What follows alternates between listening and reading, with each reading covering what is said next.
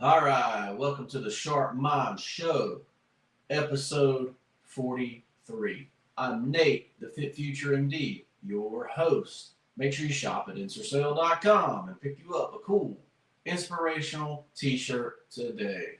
All right, so you know where we got to start, right?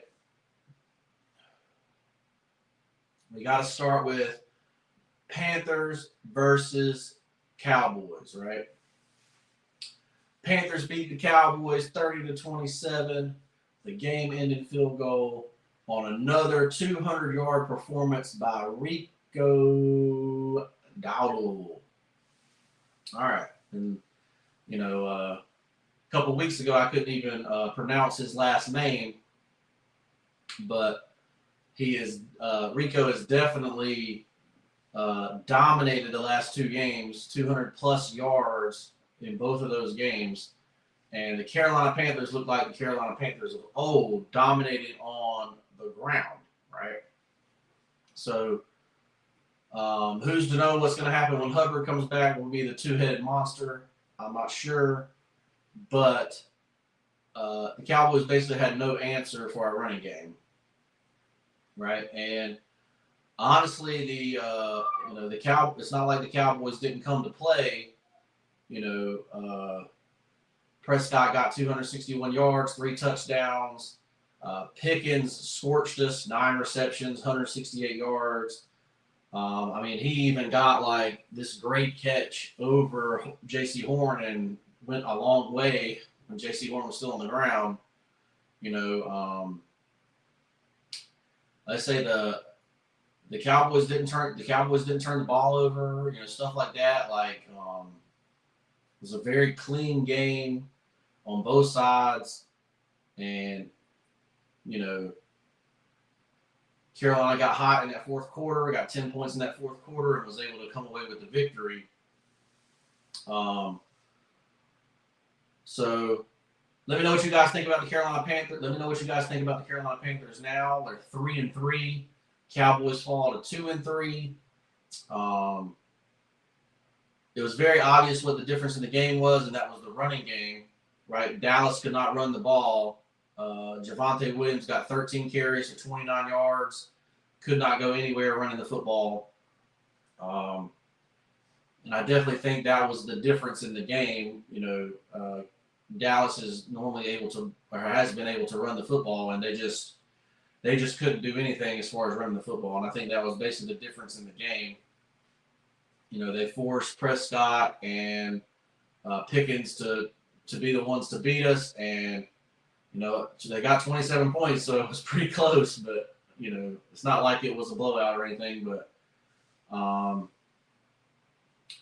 Bryce Young gets just under 200 yards throwing, 199, throws 3 touchdowns, 1 to Rico, and who the other ones to? The other one, and then 2 to McMillan, right? So McMillan finally gets into the end zone, after having all these catches and stuff. But really, it was just the running attack for the Panthers. 38 rushes, 25 passes. We're heavy on the run here, and obviously it's become more successful, right? So 3-3, 500, 3-0 at home. So we need to pick up some away victories here. But let me know what you guys think about the Carolina Panthers. Obviously, we beat them boys. Can we continue this trend? Let me know what you think in the comments below. Make sure you like, subscribe. All right. This episode is brought to you by London and the Googly Goo, which is my wife's children's book. If you have nieces, nephews, or children of your own, be sure to check out London and the Googly Goo, available on Amazon. It will be your child's favorite book. All right, so moving on. We got the Mariners beat the Blue Jays in Game 1 of the ALCS. Right. So what happened for the Mariners in the ALCS, right? So you got Randy Arozarena. He steals 2 bases, scores a run. Right, so he steals second, then he steals third. Pretty crazy. Honestly, neither team really the 6th inning before Seattle even got on the board. Toronto was up early, 1-0 for a while. So 6 innings, Toronto was up. So Guzman went 5 2/3 innings. Miller went 6 innings for Seattle. So it's basically up to the bullpen, and then the bullpen, basically, bullpen only gave up 1 run for Toronto, but it wasn't enough. Munoz with the save. You got Springer with the home run for the Blue Jays, and you got Raleigh with a home run for the Mariners. And then Polanco getting 2 RBIs. So, what do you guys think about this series? You got Seattle up 1-0. Just them picking one up, in Toronto. Just them picking up one in Toronto helps them out in this series, right? Usually you get a home field advantage. So the Seattle Mariners being able to pick up one in Toronto is definitely going to help them out here. But let me know what you guys think about this series. What's going on with this series? Let's say they got game 2 tonight.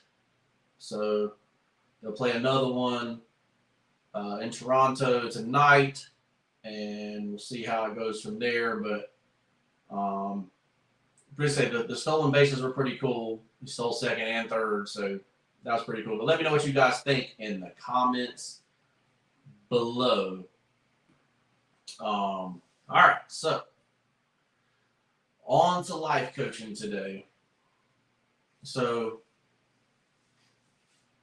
when you start thinking about your life, you start thinking about what your short-term, medium-term, and long-term goals are, right?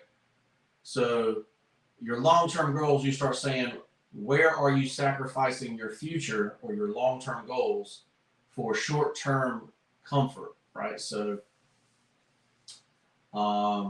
and this kind of goes back to like the latte factor or whatever. It basically is looking at what are you spending money on that's allowing you to have short-term comfort, but it's taking away long-term gains, right? So for me, if I look at this, it's 100% going out to eat, right? 100%, right? There's nothing I like better than going to get some wings and cheese fries, going to get some pizza, going to eat Mexican food, going to the Chinese buffet. That is, could definitely call that the best short-term comfort that I could have, right? So, but what am I giving up by doing that, right? So you go out to eat every day or go out to eat 3 or 4 times a week. What are you giving up, right, to do that? So, if you're in a 2-income family, you have a house, your house could have been paid for with that money. Right. So if you're spending $2,000 a month going out to eat, add $2,000 a month to your mortgage payment, and how fast are you paying off your mortgage? How fast is your house paid off? Right.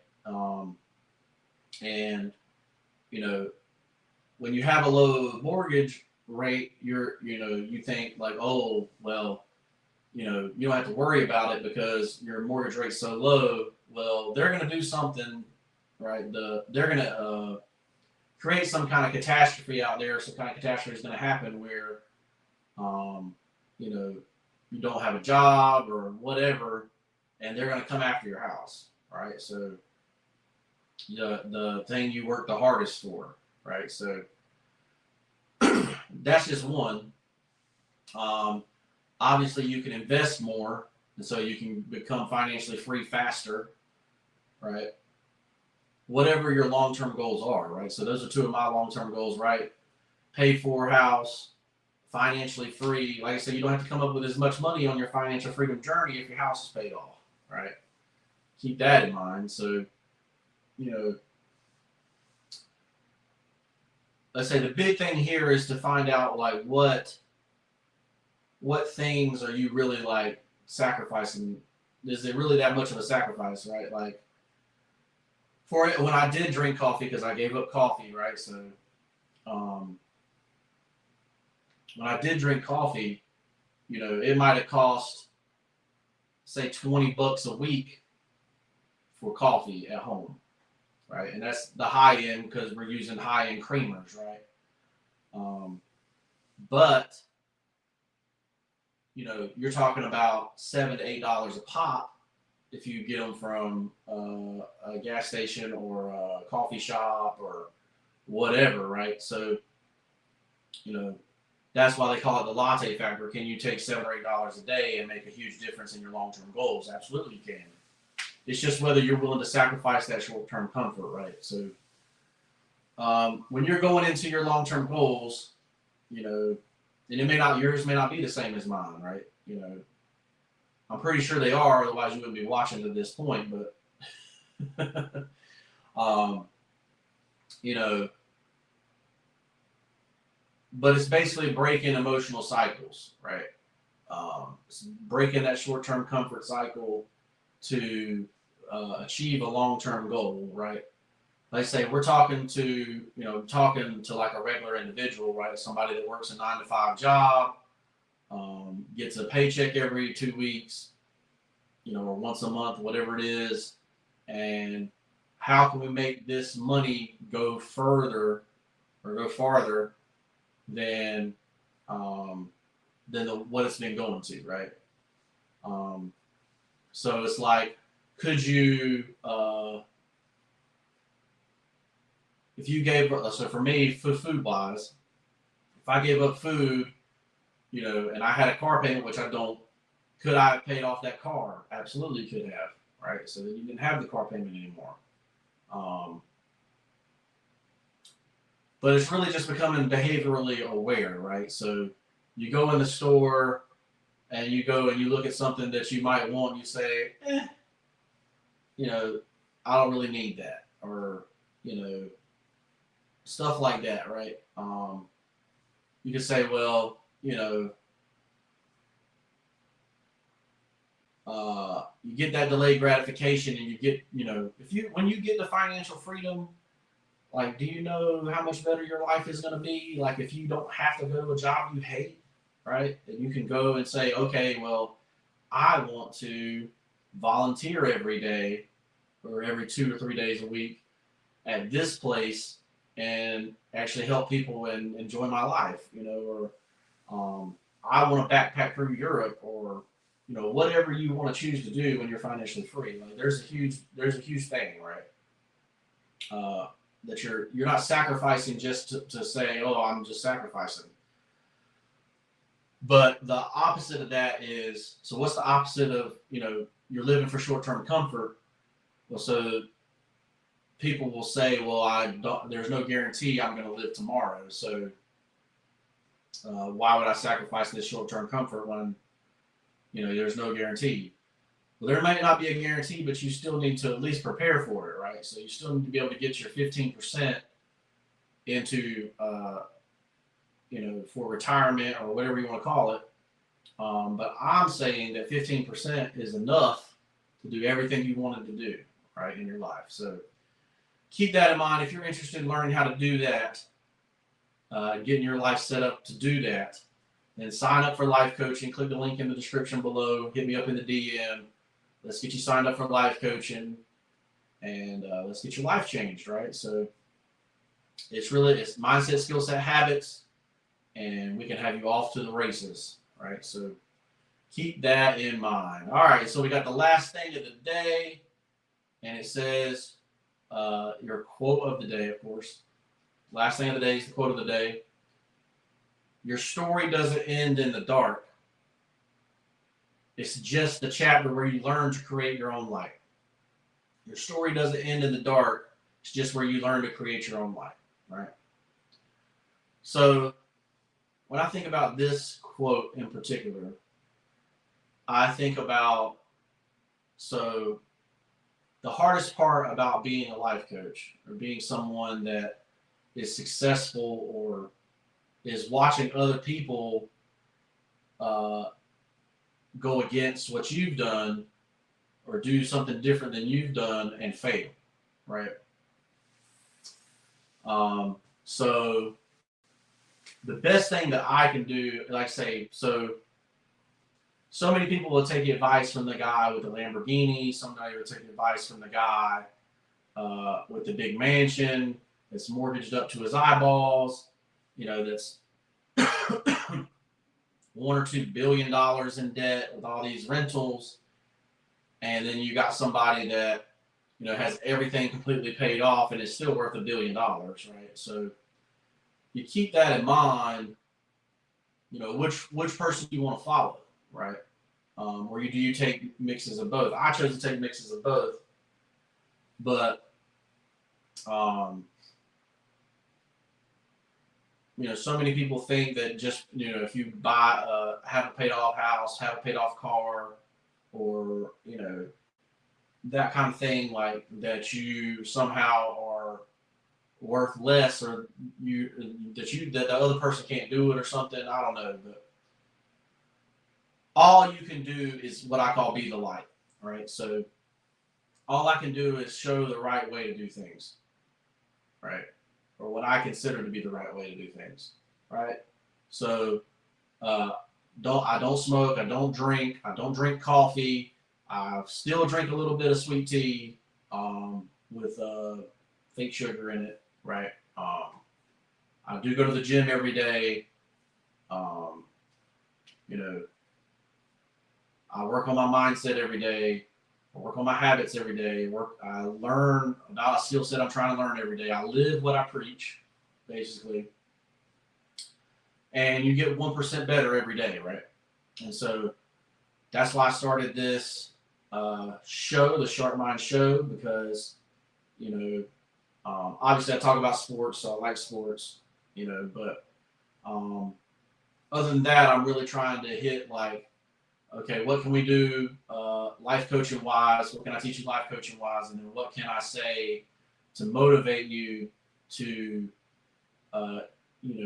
be the best that you are capable of being, right? So this quote basically just says, if you're in darkness right now, if you are at the worst time of your life, guess what? There's nowhere else to go but up, right? You're going to create your own light right there from the bottom, and you're going to light your way right to the top. And I'm going to help you. I'm a life coach. And if you're interested in my help, make sure you sign up for life coaching. Shop at instracell.com. Pick you up a cool inspirational t-shirt today. Check out my wife's children's book, London and the Goo Goo Goo. And we'll see you in the next piece.